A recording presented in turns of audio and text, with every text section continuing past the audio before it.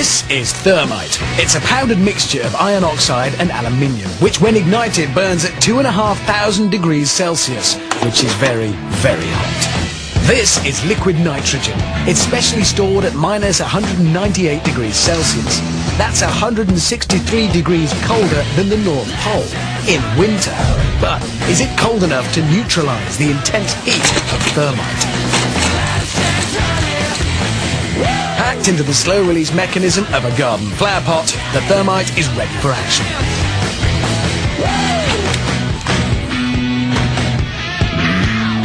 Just light the touch paper and stand well back.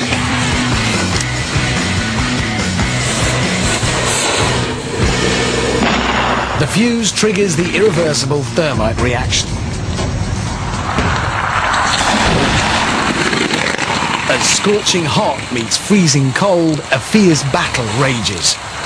The smoke clears, and incredibly, nothing remains.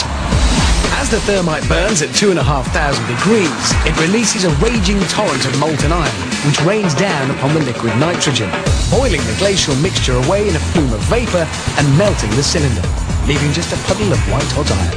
A clear victory for thermite. So there you go, Dan. Adding something cold to thermite doesn't cancel it out. It just makes it angry.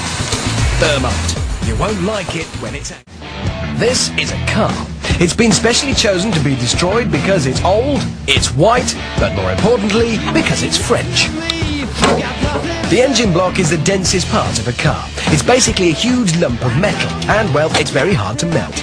Lucky then, the Brainiacs have plenty of thermite, specially packed into the slow-release mechanism of a garden flower pot. A big pile on the bonnet directly over the engine block should do the trick.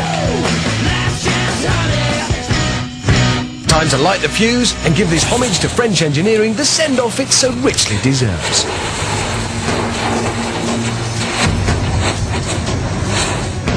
The irreversible thermite reaction begins.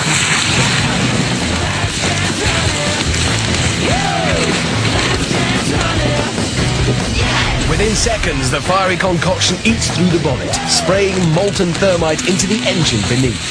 The devastation continues inside until finally a torrent of white-hot liquid metal pours out of the bottom, signalling the inevitable victory for thermite. A quick check confirms a clear path of destruction through the engine.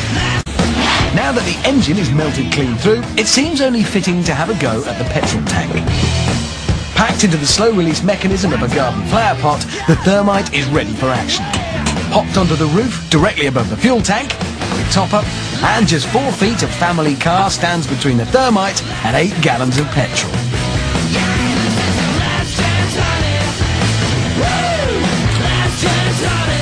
Light the touch paper and stand well back.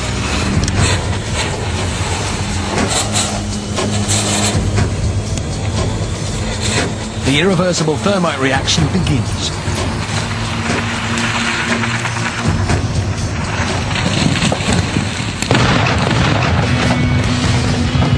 Thermite produces a stream of molten iron which melts through the car in seconds. Its 2,500 degree heat igniting the expanding petrol in a devastating fireball, leaving behind a car that won't be going very far anytime soon. So there you go.